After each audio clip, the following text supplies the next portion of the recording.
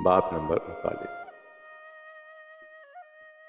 उठ जाओ, इतनी शदीद गर्मी में तुम गहरी नींद कैसे सो लेते हो? उठ जाओ। ये राजकुमारी थी जो बिन कासिम की ख्वाबगाह में दाखिल होकर उसे जगाने आई थी। वो राजकुमारी के इस तरह ख्वाबगाह में आ जाने पर फड़फड़ाकर उठ बैठा। उसके तस्वुर में भी नहीं था कि राजकुमारी उसके ख्वाबों से निकलकर ख्वाबगाह तक आ जाएगी। वो एक खुशगवार हैरत से आंखें मलता हुआ उठकर बैठ गया। राजकुमारी ने उसकी तरफ बहुत दिलबराना अंदाज में देखते हुए कहा, तुम शायद भूल गए कि मैंने तुम्हें एक वचन दिया था, पूरे चांद की रात में दरिया तक ले जाने का वचन। राजकुमारी की ये बात सुनकर बिन कासिम को पिछले दिनों होने वाली तमाम गुफ्तगू याद आने लगी। वो बिस्तर से उठ खड़ा हुआ। राजकुमारी उसका हाथ थामे उसे कमरे से बाहर ले आई। उसने दरीचे में रोशन हुआ एक दिया उठाया और दूसरे हाथ से बिन कासिम का हाथ थामे खुफिया रास्ते की सीढ़ियों से नीचे उतरने लगी। दिए की रोशनी में पुरपेच रास्ते से गुजरकर वो दोनों दरिया के किनारे आए। पूरे चांद की रोशनी में दरिया का बहता हुआ पानी चांदनी की तरह चमक रहा था। उसका बहाव मुस्लिकियत से भरपूर था। पूरे चांद की चांदनी में दिए की रोशनी मान पड़ चुकी थी। राजकुमारी ने चिराग को ज़मीन पर रखने के बाद अपने कपड़े उतार के बिन कासिम के हाथों में थमा दिए। राजकुमारी का बेताब और तराशीदा जिस्म चांदनी में और भी चमकने लगा था। बिन कासिम राजकुमारी के कपड़े अपने हाथों में पकड़े उसे पलके झपकाए बिना देख रहा था। राजकुमारी ने उसकी तरफ देखते हुए कहा,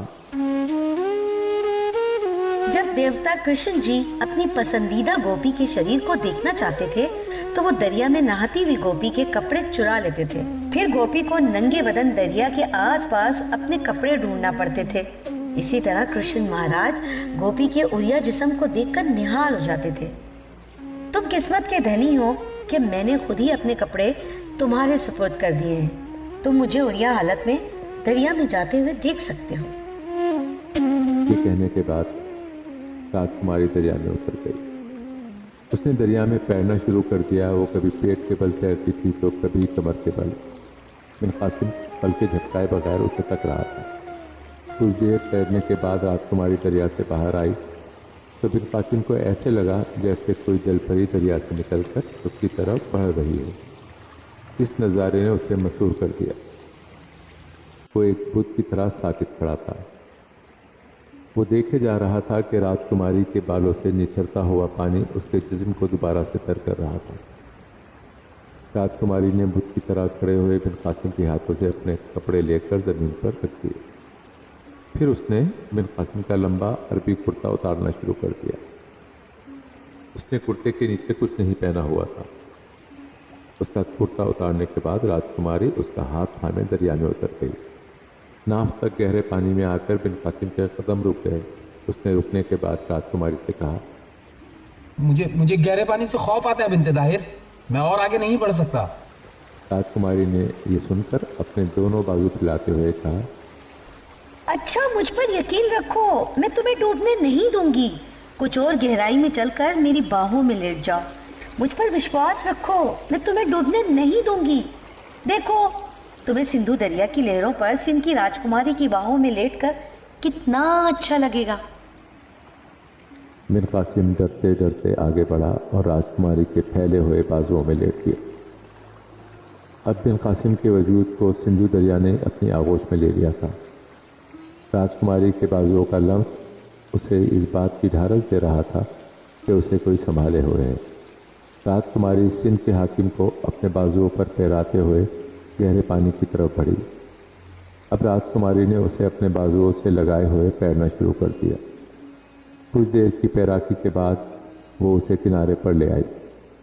जब वो किनारे पर आ खड़ा हुआ तो राजकुमारी ने उसकी तरफ देखते हुए कहा, जरा गौर करो, कितना हसीन नज़ारा है। अगर ईश्वर ये नज़ारा आसमान से देख रहा होगा तो वो इस हसद में मुब्तला हो चुका होगा कि वो इंसान क्यों नहीं।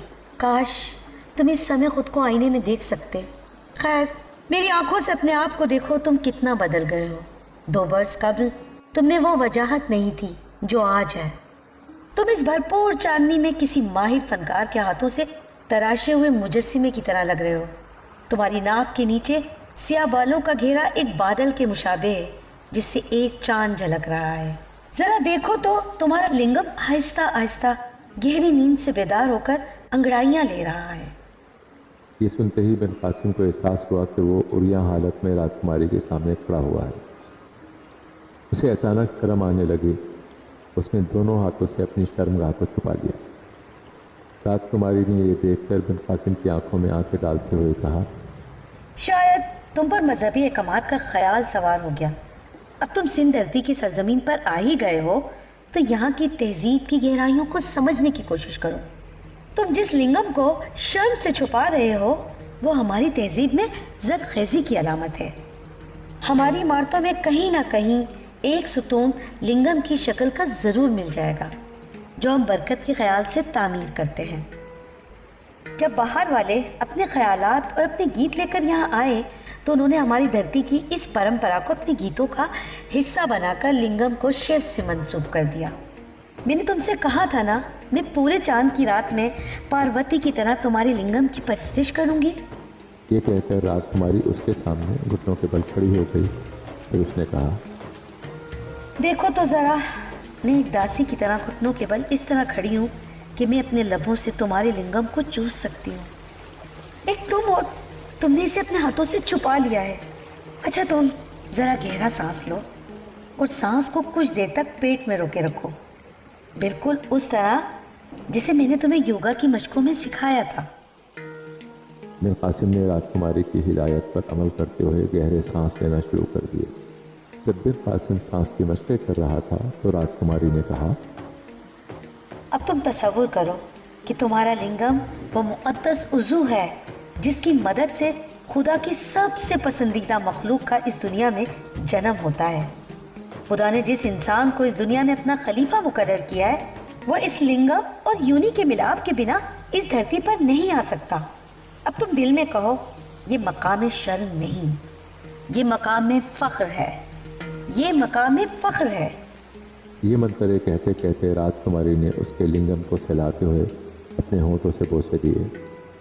बिन कासिम अपने लिंगम के इर्द गिर्द राजकुमारी की गर्मी दहन को महसूस कर रहा था। अब राजकुमारी ने उसके लिंगम को अपने दोनों हाथों में लेकर मसाज करना शुरू कर दिया। कुछ ही देर में उसको अपनी छाती के ऊपर नीम गर्म मादे हयात की फुहार बरसती महसूस हुई। बिन कासिम शिद्दत निशात से मदहोश हो चुका था। उसको खड़े रहना दुश्वार हो रहा था। राजकुमारी उसकी कमज़ोरी को महसूस करके खड़ी हो गई। उसने बिन कासिम को गले से लगाकर प्यार किया, फिर उसका हाथ पकड़कर दरिया में ले आई। पानी में सीने की गहराई तक पहुंचकर उसने बिन कासिम की तरफ देखते हुए कहा, मेरे साथ मेरा हाथ पकड़कर पानी में गोता लगाओ और फिर जितनी देर पानी के अंदर सांस रोककर रह सकते हो रहो। बिन कासिम ने राजकुमारी की हिदायत पर अमल किया, लेकिन वो ज़्यादा देर तक सांस नहीं रोक पाया। वो दम घुटने पर खड़ा हो गया। राजकुमारी अभी तक ज़ेरे आब ही बैठी हुई थी। कुछ देर बाद राजकुमारी अपनी तमाम तरहशर सामानियों के साथ पानी से बाहर आई। बिन कासिम फिर से उसकी तरबतर जुल्फ़ों को उसकी छाती के ऊपर लहराते हुए मंजर में गुम हो चुका था। राजकुमारी ने उसे दरिया से बाहर निकालने के लिए उसका हाथ पकड़ा तो वो ख्यालों की दुनिया से बाहर आया। वो दोनों दरिया से बाहर निकलकर किनारे पर आ गए। अब बिन कासिम के दिमाग से खुले आसमान तले उड़ियाँ फिरने का एहसास ख़त्म हो चुका था। दरिया किनारे कुछ दूर चहलकदमी करने के बाद राजकुमारी ने बिन कासिम से घुटनों के बल खड़े होने को कहा। वो उसके कहने के मुताबिक घुटनों के बल खड़ा हो गया तो राजकुमारी ने उसकी आंखों में देखते हुए कहा, यूनी की परस्तिश दरअसल औरत की ताज़ीम है, उस औरत की जो तख्लीक इंसान के अमल में कुदरत की साझेदार है। हमारी धरती माँ और औरत एक ही जैसी है। धरती की कोख में जब बीज समाता है तो वो कुछ माह धरती के गर्भ में परवरिश पाकर एक पौधे की शक्ल में धरती माँ को सजाता है। उन पौधों से ही जानवरों, परिंदों, इंसानों के पेट की आग बुझती है। और जब औरत की यूनी में एक बीज पनपता है तो वो औरत की कोख में कुछ माह परवरिश पाने के बाद इंसान का रूप लेकर इस दुनिया में आता है। ये कहने के बाद राजकुमारी अपनी योनी बिन कासिम के मुंह के करीब ले गई। फिर उसने कहा, जरा तख्लीक की इस पुरस्कार वादी में खिलने वाले फूलों की महक तो सूंघो, जरा इन फूलों की नर्म और नाजुक पत्तियों पर से ढलकते शबनम की कतरों की नमी को अपनी जबान पर महसूस करो। अब बिन कासिम की ज़बान की नोक आहिस्ता आहिस्ता राजकुमारी की योनी की अतराफ और बीच में इस तरह से हरकत कर रही थी जैसे कोई नाबीना लाठी की नोक के सहारे रास्ता तलाश करने की कोशिश कर रहा हो। उसे ऐसा महसूस हुआ जैसे योनी में खिलने वाले फूलों की महक तेज़ होती जा रही है।